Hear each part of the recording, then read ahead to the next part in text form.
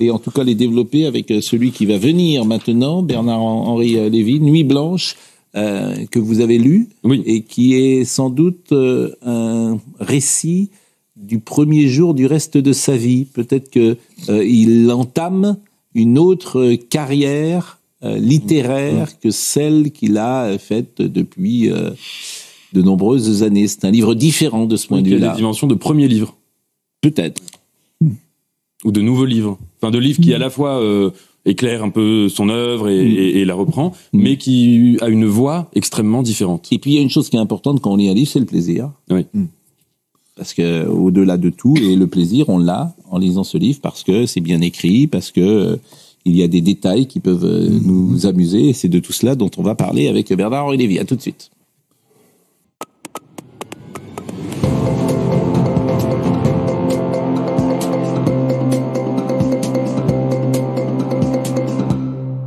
Il est 9h58, Bernard-Henri Lévy est avec nous. Nuit blanche. Bonjour. Est-ce que vous avez dormi cette nuit? Un peu. Non mais racontez-moi ce qui s'est passé cette nuit. Je savais que je venais chez Pascal Praud ce matin, qu'il fallait que je sois à peu près en forme. Donc, vous êtes flatteur. Pardon? Vous êtes flatteur. Non, c'est vrai. Avec cet aréopage, espérons que j'ai pas vu depuis des années. Alors, qu'est-ce qui s'est passé cette nuit? Donc, cette nuit, j'ai pris une de ces substances merveilleuses et bénéfiques. À quelle heure? Qui font à 2h30 du matin.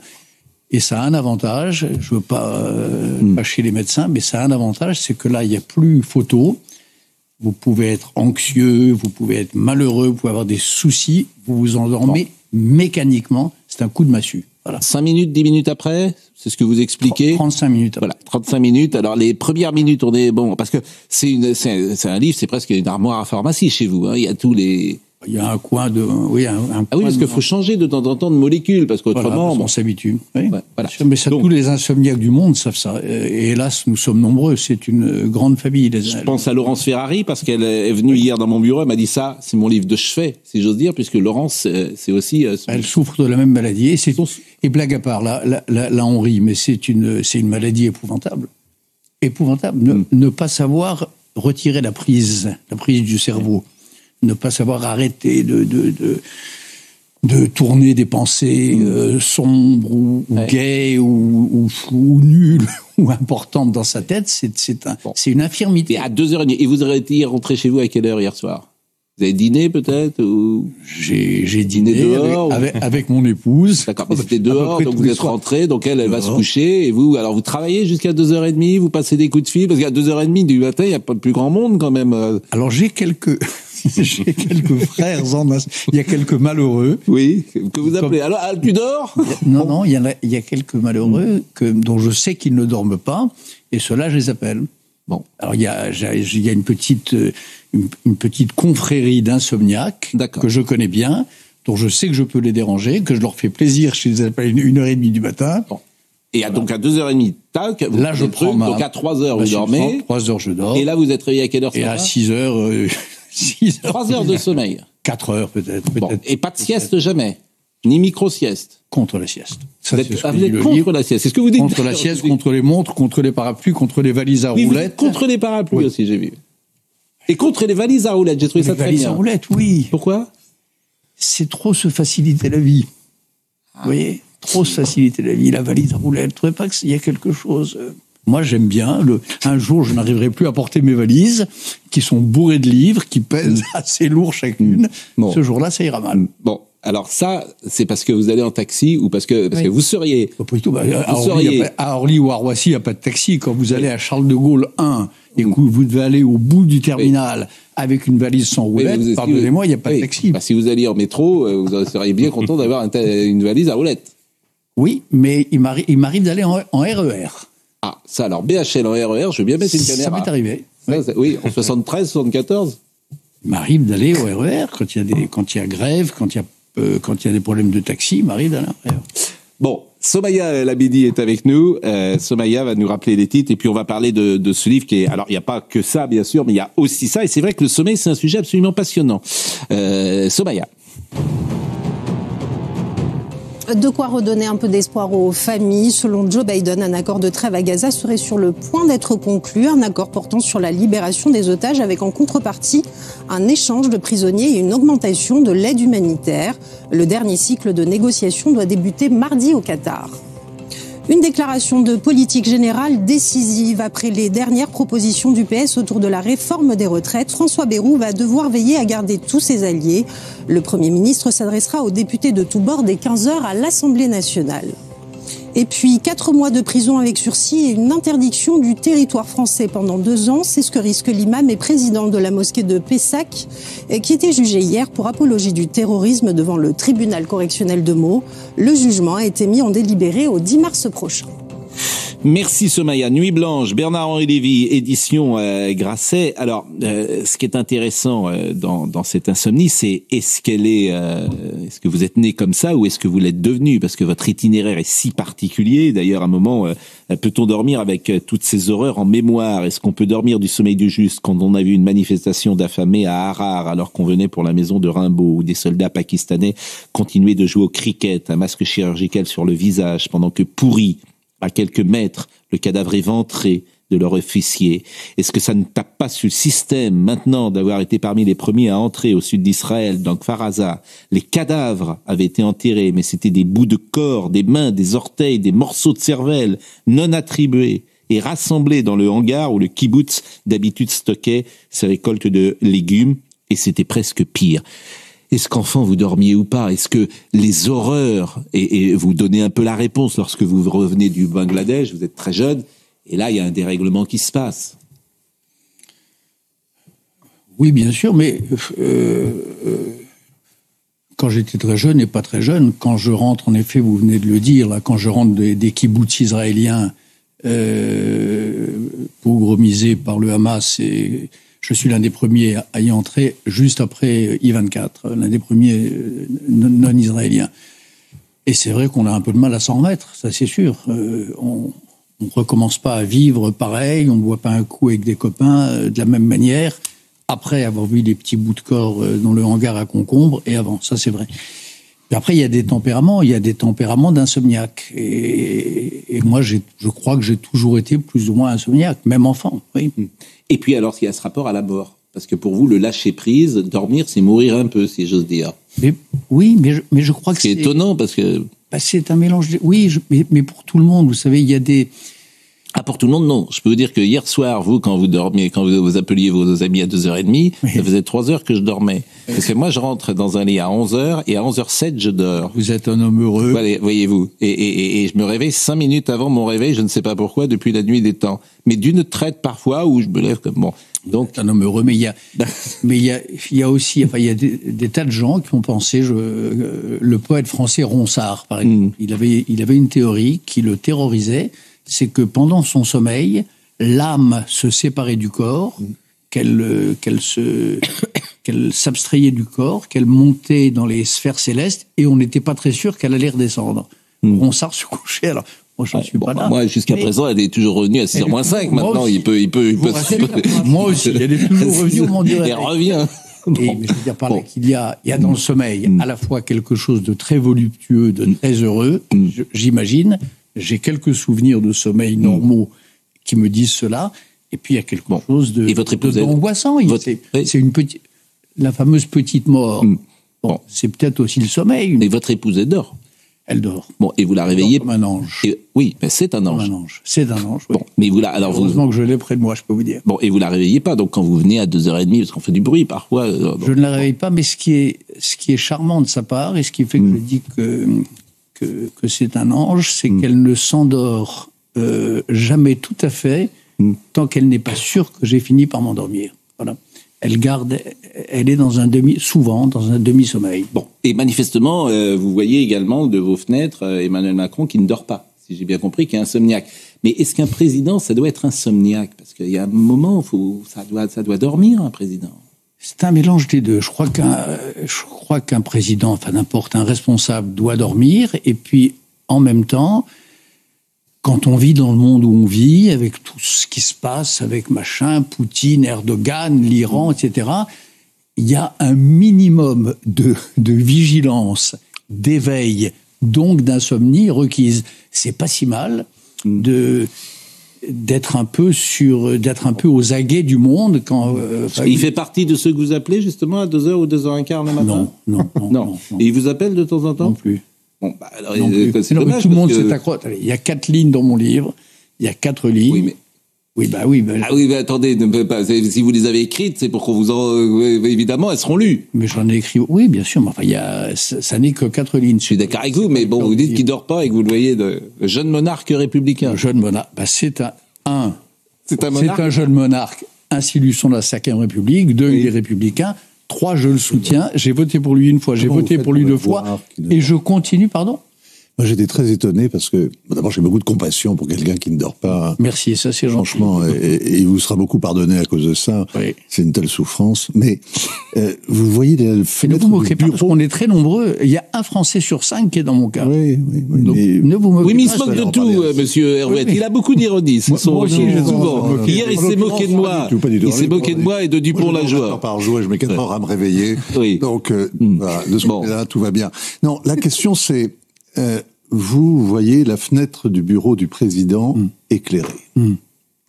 Alors, moi, je me suis demandé, où est-ce que vous habitiez? Est-ce qu'il n'a Au pas Grand juste, Palais est-ce qu'il a pas juste oublié d'éteindre la lumière? C'est ça la vraie question. Oui. Ça c'est Où une est-ce que vous question. faites pour voir la lumière? Est-ce qu'il a juste oublié d'éteindre la lumière? Est-ce qu'il a donc un comportement non écologique? Voilà des questions que vous devriez vous Non, poser. pas du tout. La question, Ça, c'est c'est votre où genre, est-ce que- ça. d'où est-ce que vous pouvez voir la fenêtre du Ah, peu importe. Il Ah, il pas est du pas tout. très- il Ah, habite mais pas très regarde, loin de voilà, l'Élysée. mon des cher grands Vincent, reporters, mon cher Vincent, dans la confrérie des grands reporters, Oui. des journalistes, qui ont, il y a une question qui se pose: comment est-ce qu'on a réussi? Comment le photographe de Paris Match a réussi à prendre la photo Oui, mais ça, d'Emmanuel c'est- Macron mais ça, dans c'est- son bureau? mais là, vous n'êtes pas- Puisqu'on surveille même Oui, la mais- coupole Bernard, du mais- Grand Palais. Mais là, vous n'êtes pas dans Voici, vous êtes dans c'est un livre de littérature. Alors imaginez, D'accord. Donc c'est une licence poétique. attendez, imaginez un instant que vous avez affaire là, sur ce coup-ci, non pas à un reporter, et encore moins à un journaliste à Voici, mais à un écrivain. Bon. Je suis pas journaliste à Voici, je Non, suis mais moi, écrivain. sur les conflits, j'ai suivi une petite douzaine de plus ou moins près, Oui. parfois un peu loin, Oui. des conflits, Oui. et la réalité factuelle. Oui. Donc quand vous me dites que vous voyez la fenêtre du président, Et là, c'est je pas, me demande où est-ce que vous habitez. Là, parce que c'est pas très un important. conflit, c'est pas un conflit, Je c'est viens pas un chez vous. reportage, et où j'habite, ça vous regarde pas, mon cher. Dormir. Vincent Herouet, sauf Mais votre c'est vous qui en respect. parlez. Bon, Non, en non. tout cas, alors d'abord ce livre, c'est un plaisir d'écriture, je l'ai dit, dormir empêche d'écrire, c'est un truisme, mais c'est vrai. Alors les écrivains, évidemment, pour eux, dormir, c'est une perte de temps, mais c'est vrai, cette idée de passer un tiers de sa vie à dormir, ou un quart, m'a toujours semblé tragique pour un écrivain. Car à quoi bon une tête si ce n'est à penser? C'est drôle. Un cerveau à produire et un corps sûr et en bonne santé si ce n'est à nourrir et la tête et le cerveau. Donc là, évidemment, là, on est au cœur de la pensée de BHL, hein, si vous me permettez, et je peux comprendre d'ailleurs ce que vous écrivez. Alors, il y a autre chose, bien sûr, dans le livre, et puis il y a l'actualité du moment. LFI et RN me fait penser d'ailleurs, avant que vous rentriez, on parlait de l'idéologie française, ce livre que vous avez écrit, où je vous disais, en vous taquinant, vous voyez des fascistes partout. Bon, ce qui est vrai. Ah non. Ah si, vous en voyez partout, puisque Marine Le Pen, vous voyez derrière le Rassemblement national comment dire, l'influence du fascisme à la française. Je ne vois pas de fascistes partout. Bon, sur Marine Le Pen et le Rassemblement national, est-ce que vous voyez toujours une sorte de fascisme à la française que vous développiez dans l'idéologie française, ou est-ce que vous considérez que Marine Le Pen, c'est pas Jean-Marie Le Pen? On va voir. Vous êtes ennuyé là. Je ne m'ennuie du tout. Ah si. Je pense qu'on ne se débarrasse pas comme cela, et je ne veux pas, attendez, je ne veux pas entrer dans les débats des derniers jours. Ah oui, mais parce vous que- en parlez là. Non. Ah, ça me dégoûte ce qui se passe dans mon pays. Je ne veux pas entrer dans les débats des derniers jours, c'est-à-dire qu'en effet, quand un homme meurt, même si c'est votre adversaire politique, il y a un devoir de décence et de réserve. Donc je ne parlerai pas des derniers épisodes. Mais nous sommes d'accord. En revanche, qu'il y ait, je parle des 5 lettres, Oui. comme les 5 accords Toltec, best-seller depuis des années, RN et LFI, Oui. que ces deux partis-là soient des partis animés par ce que j'appelle l'idéologie française, je le crois, oui. Ils sont populistes, ils ont des tendances anti-républicaines, il y a... Non mais LFI, moi je comprends, je vous assure, LFI oui. Le RN, j'ai du mal aujourd'hui à saisir ce qu'il y a d'anti-républicain dans le RN. Mais si on m'explique, je vous assure, moi, je veux bien être convaincu. Écoutez, faisons un débat sur le RN, si vous voulez. Je pourrais vous l'expliquer. Il y a quelque chose dans ces deux partis-là. Moi, j'aime la gauche libérale et j'aime la droite libérale. Voilà. Mais le libéralisme n'est pas la démocratie, c'est deux choses différentes. On peut ne pas être libéral. Alors si vous voulez qu'on affine, j'aime la gauche et la droite libérale, républicaine et démocrate. Oui, mais que vous aimiez ça, mais est-ce que d'autres peuvent exister, d'autres options politiques sans qu'elles soient insultées ? Bien sûr que d'autres options peuvent exister et il appartient à une journaliste ou à un intellectuel d'influer sur le débat, de convaincre... Oui, mais si vous traitez les autres de fascistes, c'est ennuyeux. Oui, c'est ça. C'est ça. Là, alors, je lis ce que vous écrivez. Ah, ça me dégoûte ce qui se passe dans mon pays. 5 accords suffisent, dit une croyance Toltec pour détacher l'âme d'un corps. 5 lettres ici suffisent, celles de LFI et du RN. Et c'est l'âme de la France qui se détache. Et qu'on ne vienne pas me faire le coup de la faute aux élites dures de la feuille qui n'ont pas su entendre le message de détresse du peuple. Les gens savent s'ils font...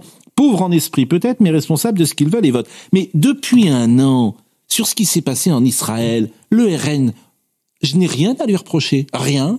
LFI, j'ai tout. Absolument. Alors après, si vous dites absolument... oui, sur Israël, c'est vrai. Après, il y a aussi l'Ukraine, il y a aussi la Russie, il y a aussi les liens avec Poutine. Ça, moi, comme Français, ça m'importe beaucoup. Il y a Bachar al-Assad. Non mais pardon, c'est quoi les liens avec Poutine aujourd'hui ? Pardon ? C'est quoi quels sont les liens avec Poutine Nicolas Sarkozy, il est sur cette ligne-là avec Poutine. Ah oui. Il dit, faut te parler avec Poutine. Emmanuel Macron. Alors, Nicolas Sarkozy, on parle de quoi, là ? On parle des 5 lettres ou on parle de Nicolas Sarkozy ? Je fais un parallèle que Nicolas Sarkozy souhaite avec Poutine avoir un lien, et ça ne fait pas de lui un fasciste. Je pense qu'il a tort aussi. Mais ça ne fait pas de lui un fasciste. Je vous parle pas de fasciste. Je vous dis que Vladimir Poutine est l'ennemi de la France. Je vous dis qu'il est l'ennemi de l'Europe. Je vous dis qu'il est la civilisation dont vous êtes ici les défenseurs. Vladimir Poutine est notre ennemi. Par conséquent, il me semble que tous ceux qui ont de l'indulgence vis-à-vis de lui, qui semblent penser qu'il faille lui faire cadeau... Il n'y a pas d'indulgence, mais tu es obligé de composer avec lui, c'est tout. Et vous n'êtes pas obligé de composer avec lui, vous pouvez aussi vous opposer à lui, vous pouvez aussi être fier de vos valeurs. Mais c'est entendu. Vous avez le droit de penser que vous êtes français, que la France est un grand pays, qu'elle a une grande voix, et qu'elle n'est pas obligée de se coucher devant Poutine, ou devant Erdogan, ou devant les ayatollahs iraniens. Voilà. Devant l'Algérie. Toute cette discussion a un lien avec le livre. Parce que, et c'est d'ailleurs la question que je pense beaucoup de gens se sont posés en apprenant que vous écriviez un livre sur l'insomnie. On était un certain nombre à avoir le désir que vous reveniez à l'écriture de vos romans ou d'une autobiographie ou de mémoires. Et ce livre en est peut-être un peu la porte d'entrée. Et la clé de l'insomnie avait quelque chose de très étonnant, pour le dire de manière un peu simple, de pas du tout BHLienne. On s'attendait pas du tout à cette clé. Et en fait, vous en faites quelque chose de très fort, à savoir que vous partez d'une question corporelle, d'une question très prosaïque, d'une question aussi qui est une vulnérabilité, puisque l'insomnie, vous le dites, c'est une maladie, c'est une faille, etc. Et à partir de là se dessine en creux une sorte d'autoportrait intellectuel. Parce que ne pas dormir, et c'est ce que vous expliquez très bien, c'est une éthique.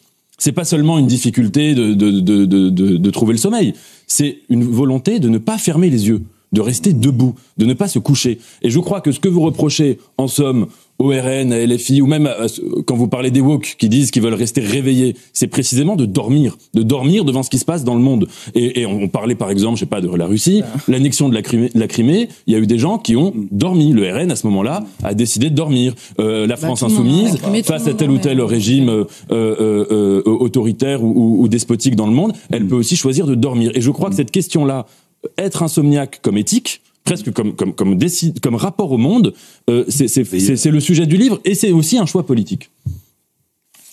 Oui, sur le grand défi de ces dernières années, parce que moi, qu'il y ait des options politiques avec lesquelles les uns et les autres ne soient pas d'accord, j'ai pas de problème. On peut être en désaccord profond avec LFI, on peut être en désaccord profond avec le RN. On peut aussi, c'est imaginable, être moralement non répréhensible et être en désaccord profond avec le bloc central. Ça existe, et il y a des gens bien qui sont en désaccord avec le bloc central. Maintenant, la question au-delà de ça, c'est qu'il y a par exemple un sujet. Vous disiez, je veux pas que ça soit reproché aux élites qui n'auraient pas vu ces dernières années une détresse. Il y a un sujet majeur notamment sur la question du RN. Mais en parallèle, du côté de LFI aussi, avec une réponse exactement opposée, existentiellement opposée, on va dire. C'est la question de l'immigration et de son poids. Or, dans vos écrits, et notamment dans l'idéologie française, vous reprochez ça. Là, vous accusez les électeurs. Vous êtes plus cohérent que d'autres. Vous dites, attendez, moi, j'excuse pas les électeurs. Ils choisissent en conscience. Vous les prenez pour des adultes intelligents, ce que ne font pas beaucoup d'autres gens.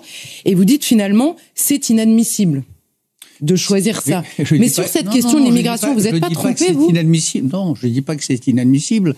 Je dis que pour un peuple, et en particulier un grand peuple, c'est suicidaire. C'est suicidaire de se coucher devant Poutine. Non, mais je vous parle de la question de l'immigration. Attendez, c'est suicidaire d'être hostile à l'Europe. C'est suicidaire de ne pas voir que Donald Trump, par exemple, est aujourd'hui très profondément notre adversaire. C'est absurde. Attendez, je vais préciser. Non, mais je précise simplement ma question. On vienne simplement au livre aussi.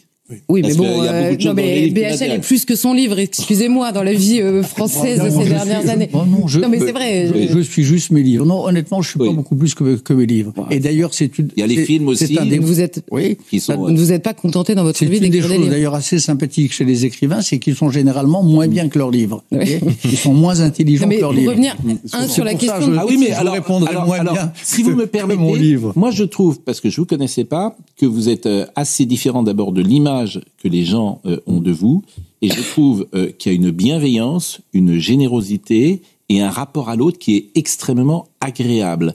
Et c'est une image, parfois, que vous n'avez pas forcément dans le grand public. Première chose. Et la deuxième chose, pour vous suivre depuis très longtemps, c'est la cohérence de tous vos écrits. Il y a que n'ont pas toujours vos confrères qui ont terminé les Colmao, qui ont terminé au Rotary, comme disait l'autre. Vous, il y a une cohérence, on peut la contester. Je vous disais tout à l'heure, vous voyez des fascistes partout. Mais entre l'idéologie française et aujourd'hui, il y a une passerelle. On parlait hier de Dupont-Lajoie, d'ailleurs, c'est intéressant, parce qu'il y a quelque chose qu'on vous a souvent reproché, ce que vous aviez dit à Globe, les Bignoux, les Bérets et la Bourrée. Moi, je n'aime pas cette France-là. Ah oui, mais c'est une France qui existe néanmoins et qui est présente. Mais cette grande cohérence intellectuelle, je trouve que vous faites partie de ceux qui ont le moins varié, ou peu varié d'ailleurs, pour tout vous dire, ou pas varié. Voilà. J'ai pas tellement, oui, enfin, je crois être à peu près le même que celui que j'étais quand j'avais 20 ans. J'ai jamais été révolutionnaire, par exemple. Même dans ma jeunesse, à l'époque du maoïsme, etc., j'étais très circonspect et j'ai pas changé, bien sûr. Alors, suis-je encore de gauche, puisque vous en parlez, car ça en devient une obsession. Il faut vraiment que je me mette au clair. Une bonne fois cette nuit, avec ces histoires de gauche et d'ultra-gauche, je dois des comptes à personne. Cela fait longtemps que, comme Barthes, découvrant qu'il lui était... Roland Barthes, comme Barthes, découvrant qu'il lui était devenu indifférent d'être moderne, il m'est indifférent d'être de gauche. Un peu facile, ça. Et que j'en ai strictement rien à faire d'être bien vu par les inrocks ou les insoumis. Mais par les enfants, non. Je détesterais que Suzanne, Lucien, Anatole et un jour Augustine, Madeleine, Colette me voient comme un rebelle assagi, ayant tourné Kazakh et étant passé, comme disait mon coturne Hockenheim, du Colmao au Rotary. Mais est-ce que vous êtes toujours de gauche ? Et c'est quoi d'être de gauche, au fond ? De Gaulle est de gauche ? De Gaulle et de Gaulle, non. De Gaulle n'a pas besoin d'être de gauche. Non, mais il est de droite, je pense qu'on peut le dire. C'est un vrai insoumis pour le coup. Je peux vous dire que s'il y a un insoumis, c'est l'homme du 18 juin. Pardon ? De droite. Bien sûr qu'il est de droite.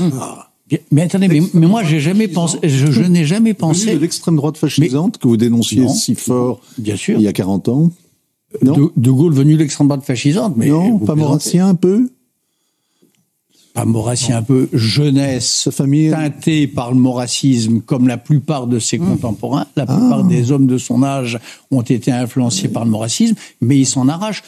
Quand De Gaulle décide que la France, elle n'est plus à Paris ou à Vichy, mais qu'elle est à Londres, et quand il l'emporte à la semelle de ses souliers, donc qu'elle est une idée, ou qu'il l'emporte dans sa tête. Ah non, précisément, elle n'est pas une idée. Il l'emporte dans sa tête. Non, il est la France résistante. Quand il l'emporte dans sa tête, et donc le Veldiv, c'est pas la France. Du maurassisme. Non.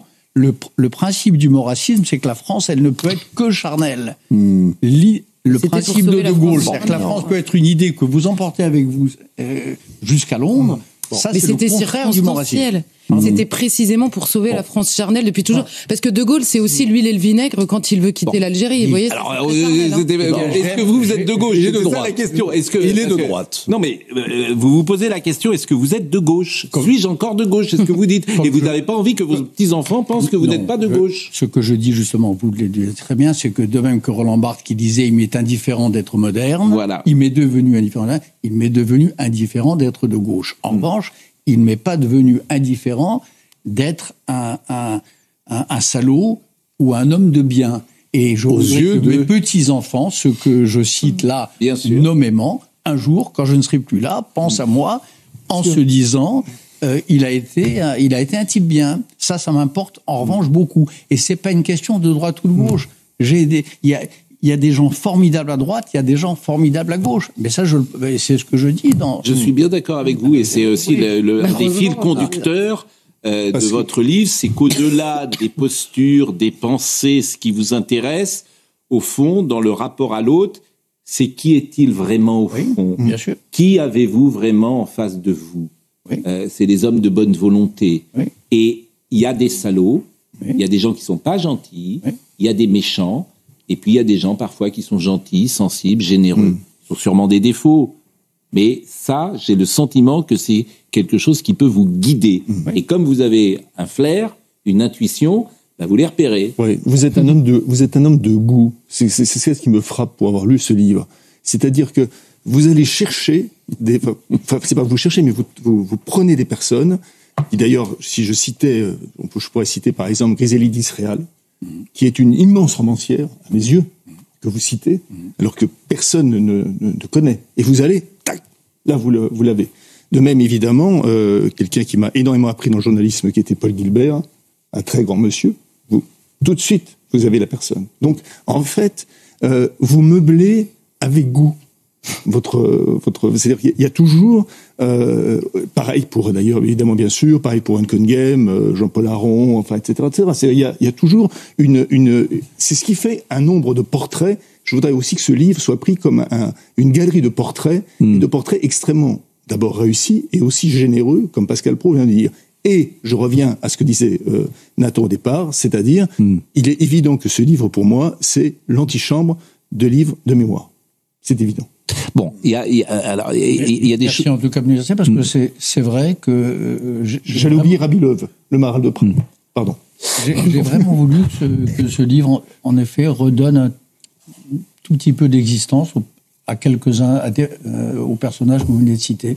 Paul Gilbert, celui que j'appelle notre tête d'or, qui était journaliste au Quotidien de Paris, puis au Figaro, était un personnage magnifique, qui est un peu oublié. Griselide Israël, cette romancière péripatéticienne, comme elle se définissait elle-même, et elle voulait mettre ça sur ses fiches d'hôtel. C'était, je peux vous dire, une grande féministe, là pour le coup, et un personnage sublime.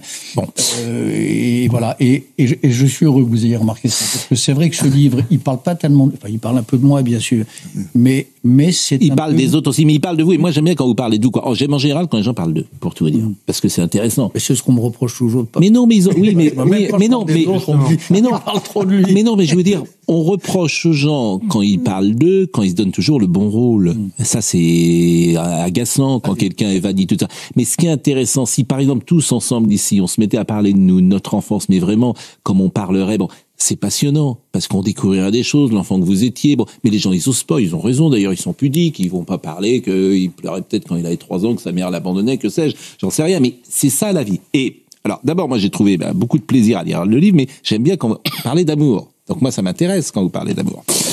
Un vent léger s'est levé, la fenêtre s'étant trop ouverte, j'entends frissonner les branches des marronniers, je sens que le rideau lui aussi va s'ouvrir et je me lève donc une nouvelle fois sans faire de bruit, sans presque remuer les draps, tout mon soin mis à ne faire aucun geste pouvant réveiller A. On se dit qui est A? On réfléchit, qui est A?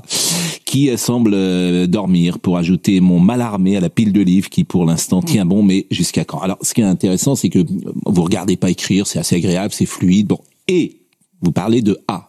Et alors là, c'est très intéressant. J'avais été sidéré la première nuit à Milan, après la rencontre devant la Scala.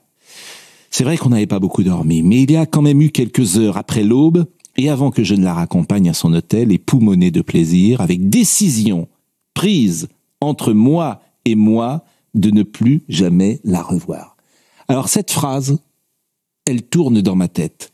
Manifestement, c'est une déflagration, c'est l'amour, vous avez rencontré la femme de votre vie, et vous vous dites, j'avais pris la décision entre moi et moi de ne plus jamais la revoir. Pourquoi ?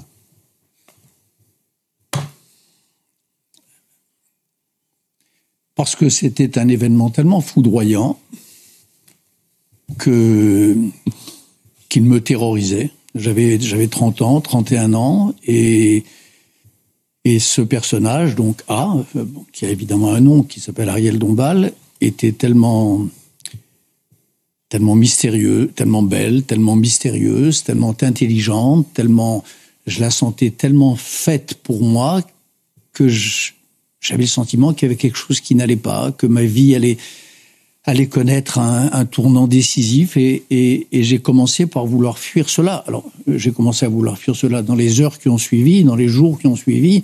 Je l'ai regretté immédiatement. D'ailleurs, à peine avais-je pris cette décision que je me suis dit que ce serait l'erreur de ma vie. Et puis là, j'ai monté tout un stratagème. Je me suis renseigné sur elle. J'ai même engagé un détective privé pour savoir qui elle était en vrai pendant des semaines. Oui, je voulais savoir qui était vraiment cette femme que j'avais rencontrée à Milan, avec qui j'avais passé cette soirée. Et en me renseignant, j'apprends en effet que, comme moi, elle est en train de mourir, d'entrer en dépression, de mourir d'amour, de ne plus sortir de chez elle, etc. Et puis au bout de quelques jours, je me dis, ben voilà, il faut obéir à ses passions profondes, et quand on a rencontré la femme de sa vie, bien il faut tomber dans ses bras, aller la retrouver, c'est ce que j'ai fait. Mais les grands tournants de la vie, ceux où on a l'impression que le destin bascule, vous les acceptez pas comme une évidence. Vous commencez par y résister. Je crois. C'est formidable ce que vous dites, parce que ça rejoint presque le fait de ne pas vouloir dormir. C'est-à-dire le détective privé, c'est le lâcher-prise, quoi. Vous voulez tout contrôler. Oui. Le détective privé, c'est tout contrôler. Et ne pas dormir, c'est être le maître de ses nuits. C'est tellement étrange. On rencontre tant de gens ordinaires dans la vie, que quand brusquement arrive du ciel, peut être un ami, ou ça peut être la femme de votre vie, un personnage extraordinaire, ben vous n'en revenez pas. Voilà. Vous n'en revenez pas. Vous n'y croyez pas tout à fait. Et vous finissez par y croire. Et quand vous finissez par y croire, eh bien la vie devient plus belle. Voilà. Bien sûr. Moi, je suis sidéré de ce que vous racontez. Non, je suis vraiment désolé, j'espère que j'en ai pas trop dit. Mais pas du tout, mais je trouve ça... Mais c'est la stricte vérité. C'est ce que je raconte dans le livre. Oui, bien sûr. Je le raconte dans le livre, donc je peux le raconter. Bien sûr. Oui, Charlotte. Mais ce qui est intéressant, c'est quand vous parlez d'amour, vous parlez parce que au bout de quelques années, je pense qu'on peut parler d'amour. Il n'y a pas juste un élan amoureux au début que vous venez de signifier. Vous le cultivez, vous l'entretenez, et vous allez immédiatement vous dites, vous avez besoin de l'avoir. Donc finalement, l'amour, celui qui est universel et celui qu'on partage tous, il est très charnel, c'est pas une idée. C'est sûr qu'il est charnel. Mais vous comprenez que parfois certains sont attachés à, par exemple, 1000 ans d'histoire, avec un élan amoureux et un véritable amour pour leur pays, et qu'ils ont besoin de béret et de baguette. C'est ça que je veux dire. C'est que l'amour est charnel. Non, mais l'amour a besoin d'être charnel. Charlotte Dornelas, pardon. L'amour d'une femme ou d'un homme et l'amour de son pays, c'est deux choses totalement différentes. Je crois pas. L'amour se ressemble. L'amour évidemment, se répand de manière différente. On n'a pas le même rapport, mais je pense que l'amour a besoin d'être charnel. C'était évident dans votre démonstration. Moi, je crois que une langue est trop pauvre pour expliquer les infinies nuances de l'amour. Et d'abord, il ne devrait pas y avoir le même mot. L'amour humain est imparfait, ça je vous l'accorde. L'amour humain, l'amour de Dieu pour vous, l'amour de son pays, c'est pas les mêmes choses. Il y a un mot, parce que les langues sont pauvres, mais c'est des choses différentes. Réfléchissez, franchement. L'homme ou la femme ou l'homme, je crois que vous aimez, et votre pays, et vos parents. Est-ce que vous êtes sûr que c'est le même sentiment ? Je sais que oui, la source est la même. Ah, la source, peut-être la source, oui. Il y a quand même le désir. Je sais qu'en tout cas, j'ai besoin d'avoir. En tout cas, je sais le désir est quelque chose qui appartient au couple, quand même, qui n'appartient pas dans d'autres. Non, mais le désir, c'est pas l'amour. L'amour s'étend au-delà du désir, me semble-t-il. Mais c'est les deux à la fois. Il n'y a pas un amour humain sans désir est un amour amputé. Mais vous n'aimez pas la femme comme une idée. Vous avez besoin qu'elle existe. Bien sûr. Mais moi, la femme que j'aime, à 3h du matin, au cœur de la nuit, quand la nuit est totalement noire, etc., je brûle d'envie de la réveiller, soit pour lui lire un beau poème que je viens de découvrir, soit pour la prendre dans mes bras. Bien sûr que c'est ça. Mais je préfère qu'on me prenne dans les bras, qu'on me réveille à 3h du matin pour me lire un poème, si vous me permettez. Franchement, je préfère un câlin. C'est probablement la vie de toute femme et de tout homme. Mais laissez-moi un gramme de pudeur. Mais je pense pas qu'on a envie de réveiller ni pour l'étreindre. Ni pour lui lire un poème, ni pour bavarder. Alors vous parlez de Marguerite. Moi, je pense que vous voyez les gens comme des idées, avant tout, plus que comme des réalités charnelles, et que d'ailleurs peut-être c'est aussi la clé de l'insomnie, c'est ne pas vouloir mélanger, livrer l'âme au corps et voir d'abord l'âme. Et je crois que ça rejoint ce que vous disiez sur la galerie de portraits. Ça veut dire, j'ai l'impression que dans ce livre, et c'est flagrant, que le rapport au monde que vous avez, vous voyez en chacun un personnage qui est moins un personnage de roman qu'un personnage presque du moment où il va être plus grand que sa réalité. Non, je vous assure, la sorcière c'était Duras, la première impression est la bonne et je m'en veux maintenant de m'être laissé embarquer à l'époque comme un niais dans ces histoires de nuits blanches, de beauté des nuits du monde, des nuits qui ne sont pas si noires, etc. Il y avait chez Duras un côté tante Léonie, la vieille tante du narrateur dont ne jamais dormir était la grande prétention et qui se vexait quand on lui disait « Ma tante, vous êtes peut-être contre le sommeil, mais il n'empêche que vous vous êtes assoupi. » Là, je regarde par la fenêtre, c'est peut-être à cause de la pluie qui, malgré l'avancée du balcon, etc., vous rencontrez. C'est formidable, le portrait de Duras. Vous allez voir Duras à Trouville. Alors, j'ai appris quelque chose, d'ailleurs, qui en dit, le détail n'existe pas. Vous n'avez pas le permis de conduire. Non. Donc, elle vous donne rendez-vous à Trouville. Donc, vous allez en Trouville par le chemin de fer. Vous arrivez sur la plage. Elle est assise devant la mer basse, dites-vous. Et elle arrive, Duras, et dit, pas de question. Que des réponses. Donc je me dis, mais effectivement, c'est drôle. C'est aussi drôle, il y a cette dimension-là, parce que comme vous le racontez, évidemment qu'il y a une générosité, évidemment qu'il y a un sous-texte à tout ça, bien sûr. Et c'est pour ça que le plaisir du lecteur, il existe. Et moi, là où j'en peux envier les vies que vous avez eues, c'est les rencontres. C'est ça, les rencontres. Parce que qu'est-ce qui reste au bout d'une vie ? C'est les rencontres. Et les gens que vous avez rencontrés, par votre position, forcément, parce que c'était comme ça, vous avez des rencontres tout à fait remarquables et qui font une vie riche. Mais ce qui est intéressant, la question de Nathan Dever est intéressante. Est-ce qu'on les voit d'abord comme des idées ou des corps ? Je crois que c'est les deux à la fois.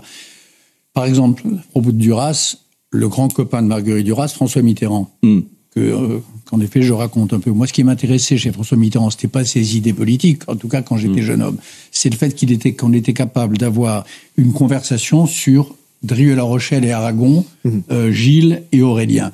Et ça le passionnait. Il pouvait passer des heures à comparer les mérites des deux romans. Donc voilà, il y a des espèces de morceaux comme ça de vie qui sont formidables. Philippe Tesson, qui est quelqu'un dont je parle aussi dans le livre, que j'ai infiniment aimé, qui est mon éternel directeur de journal. J'ai commencé ma vie à écrire à combat chez Philippe Tesson, et jusqu'à aujourd'hui, 50 ans plus tard, quand j'écris un article, c'est l'œil de Philippe Tesson que j'ai au-dessus de mon épaule. On écrit toujours pour quelqu'un. Eh bien, même si j'écris pour Le Monde, pour Le Nouvel Observateur, pour Le Point, j'ai encore l'œil de Philippe Tesson qui est en train de regarder ma copie. Philippe Tesson, ce que j'ai aimé en lui, c'est une sorte de goût de la facétie, d'ironie, de légèreté de la vie, et en même temps de très très profonde gravité. Voilà. Et de distance et de drôlerie, parce qu'il y a quelque chose qui est très important que les gens ne se rendent pas compte. Tous les gens qui vous connaissent disent, mais BHL, c'est l'homme le plus drôle du monde dans des dîners. Oui. Mais effectivement, à l'antenne, vous n'êtes pas connu comme ça. Pas drôle, oui, mais cette dimension-là. C'est pour ça que les livres. Je disais tout à l'heure que les livres sont plus intelligents que les écrivains. mais ils peuvent être plus drôles. Mais je suis d'accord avec vous, mais je trouve que ça, c'est, par exemple, Sandrine Rousseau, elle est pas très drôle. Non. Marine Tondelier, elle est pas très drôle. Non. Ça, c'est quand même la frontière. C'est la frontière. Non, Marine Le Pen, je vous assure, elle est plus drôle, si vous me permettez. Je la connais pas. Oui, bah vous devriez. Un ennemi, c'est quelqu'un avec qui on n'a pas déjeuné, disait je ne sais plus qui. Mais je trouve que le rire, le rire, c'est un bon paramètre. Il y a des gens avec qui on peut rire et des gens avec qui on peut pas rire. Et les gens avec qui on ne peut pas rire, c'est compliqué. Et comme disait l'autre, on ne peut pas rire de tout non plus avec n'importe qui. C'est entendu. Alors, il y a la dernière chose que je vais vous dire, parce qu'on a passé les 35 minutes, mais on pourrait en faire 1 heure, c'est qu'à un moment, je ne sais pas de qui vous parlez, vous dites dans le livre, nouveau manuscrit de Nathan. Bon, je ne sais pas qui est ce Nathan dont vous parlez dans ce livre, mais en tout cas, c'était un plaisir. Vous voyez là, les gens, on a entendu votre rire. Je ne veux pas dire que c'est la première fois qu'on entend votre rire en 50 ans d'interview à la télévision, j'irai pas jusque-là, mais c'est très rare. Ne vous donnez pas trop de mérite non plus. Oui, non, mais vous avez raison. Mais c'est vrai que on vous a plus vu parfois en colère. Moi, je vous suis depuis de nombreuses années. Il y a une émission extraordinaire, Apostrophe, vous êtes à côté de Bardèche. Oui. Bon, et vous dites, j'avais prévu de ne pas me mettre en colère, mais là, c'est pas... Et alors, dans la colère, vous êtes formidable. Oui. Hein, vous êtes d'une efficacité. Et pourtant, je suis pas très colérique, en vrai. Oui, mais vous la maîtrisez. C'est la colère maîtrisée. Je suis indulgent. Oui. J'aime les gens. Et quand je suis en face d'un adversaire, j'ai une tendance très fâcheuse à me mettre à sa place et à me dire au fond, et s'il avait raison. Oui. Ça, ça empêche la colère. On est en retard et je suis obligé de vous couper. Mais comme il reste 1 minute, que je voulais quand même parler de Philippe Labro, parce que ce soir vous êtes aussi chez Labro. Oui. Donc c'est assez drôle parce que il vous a interrogé. Donc je voulais voir si vous êtes d'accord avec ce que vous avez dit chez Labro. Et si j'ai dit les mêmes choses que chez vous, j'espère que vous n'avez pas dit les mêmes choses, parce que. Je dis jamais la même chose d'ailleurs. Bah, en tout cas, bon, écoutez cet extrait et c'est l'émission qui est diffusée ce soir sur C8. Je vais vous dire quand précisément. Et pardon à Jean-Marc Moroni parce qu'on est en retard. Je crois que dans les moments de grande intensité historique, dans les moments de révolution, ou comme aujourd'hui, où le monde tremble sur ses bases, je trouve que c'est difficile de dormir. Hein. Il y a un livre de Stefan Zweig, au moment de la Première Guerre mondiale, qui dit un monde qui ne dort pas. Ouais. Aujourd'hui, le monde ne dort pas.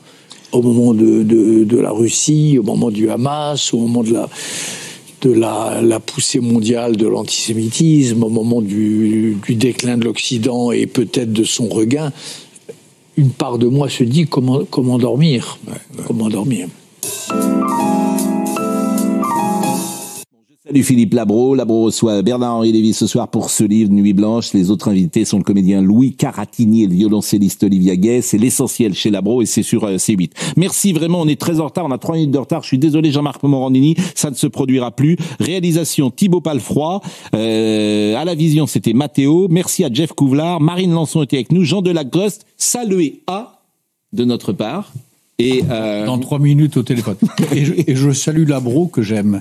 Qui est un vieil ami depuis mes débuts. Eh bien, nous le saluons ensemble parce que effectivement, il est un ami de la maison et de la famille. Merci et à ce soir.